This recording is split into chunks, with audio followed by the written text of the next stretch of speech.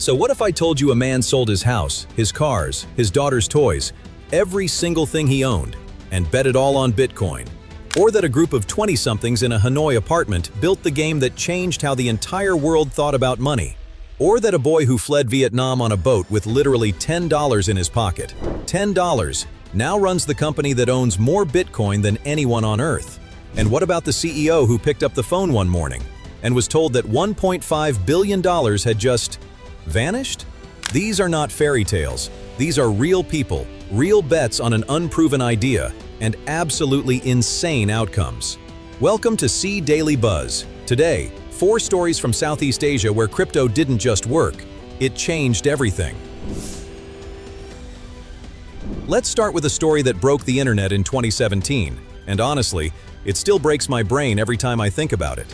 Didi Taihuttu is a Dutch entrepreneur. Back in 2017, he's running a company with 40 employees.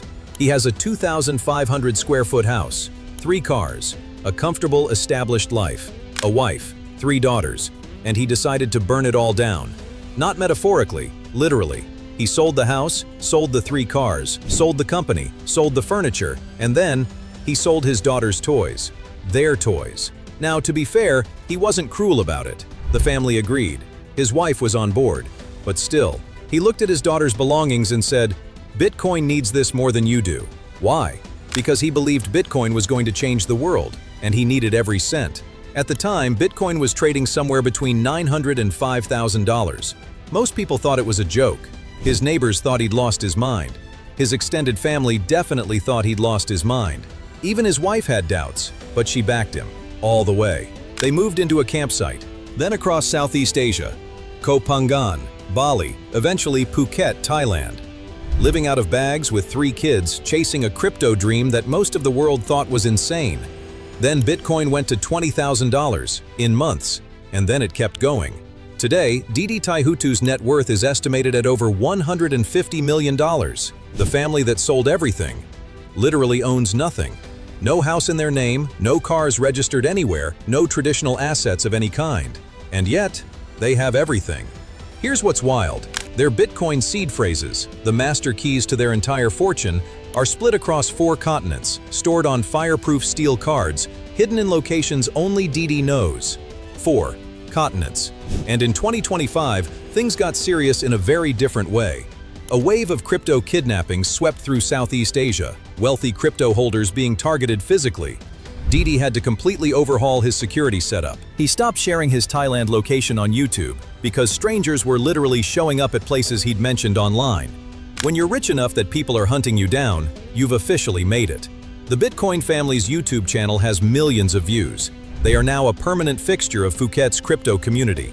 The man who sold his daughter's toys for Bitcoin is one of the most recognizable faces in global crypto. I still cannot believe this worked. Okay, from a Dutch man betting everything on a coin to a group of Vietnamese kids who loved Pokémon. Seriously, that's where this one starts. In 2018, a small team in Hanoi, fresh out of university, obsessed with gaming, running on basically no funding, started building a blockchain game inspired by Pokémon. The game was called Axie Infinity. The company was Mavis. The office was a rented apartment. Nobody outside Vietnam had heard of them. By 2021, 2.7 million daily active users, revenue of $15 million per day, a company valuation of $3 billion, and a $152 million investment from Andreessen Horowitz, one of Silicon Valley's most legendary venture capital firms. Vietnam's first tech unicorn, built by Pokémon fans in an apartment. And it wasn't just the company printing money. The game itself was paying players real wages in developing nations. During COVID lockdowns, people across Southeast Asia were logging into Axie Infinity instead of going to work and earning more than their old jobs paid. The play-to-earn model didn't exist before this game. Mavis invented it. They created an entirely new economic category from scratch. CEO Trung Nguyen became Vietnam's first tech billionaire under 30 years old. Think about that. The richest self-made tech entrepreneur in Vietnam's history built his empire from a Pokémon-inspired mobile game in a Hanoi apartment.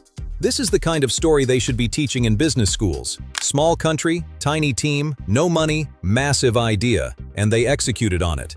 Vietnam went from a nation where crypto existed in a legal gray area to producing one of the most valuable and culturally significant gaming companies on the planet. Sometimes the nerds really do win. Now, I need you to stop what you're doing for this next one, because this story is not just about crypto, it's about something much deeper than that. In 1975, the communist government took over South Vietnam. For families who had built businesses over generations, saved money, owned property, none of it mattered anymore. Everything was seized. And when those families left, the new government handed them $10. Not $10 per person, $10 total for the whole family, regardless of how much they'd had the day before. Phong Le's family was among those people. They didn't just leave, they escaped. They got on a boat into the South China Sea as refugees, with almost nothing and no guarantee they'd survive the crossing. They made it to the United States. Phong grew up in poverty. He worked 3 jobs to survive. He put himself through school. He built a career in finance, step by step. He became CFO of a company called MicroStrategy in 2015 and eventually rose to CEO. You might know MicroStrategy by its current name, Strategy. Strategy is the publicly traded American company that holds more Bitcoin than any corporation on Earth, more than any hedge fund, more than any government, more than any institution anywhere in the world. They have stacked billions of dollars in Bitcoin, based on the thesis that Bitcoin protects wealth from exactly the kind of government seizure his family survived in 1975. Just sit with that symmetry for a moment. The boy whose family had everything confiscated by a government now runs the world's largest corporate Bitcoin treasury, a currency specifically designed so that no government can freeze it, seize it, or inflate it into nothing. His family escaped with $10. He now oversees more Bitcoin than anyone on the planet. If that's not a full circle moment, I genuinely don't know what is. Alright, we've been building to this one. February 21st, 2025. Zhou is the CEO of Bybit, one of the world's largest crypto exchanges operated out of Singapore. It's a Friday. He's sitting at his desk approving what looks like a completely routine transfer. And then his CFO calls. All the Ethereum is gone. Let that land for a second. $1.5 billion in Ethereum. Gone. In a single transaction. Stolen by the Lazarus Group, North Korea's state-sponsored hacking unit, the same group responsible for billions in crypto theft over the past decade. $1.5 billion. To put that in perspective, that is the largest single theft in the history of any industry. Not just crypto, not just finance, any industry, ever, in human history. The hackers had infiltrated the transfer approval process so cleanly that everything on Zhou's screen looked legitimate. The signatures appeared real. The destination address looked right. The whole thing looked routine. And then, it was gone.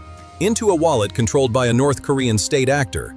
Most CEOs in that position would call lawyers, issue a vague statement, and go dark for a week.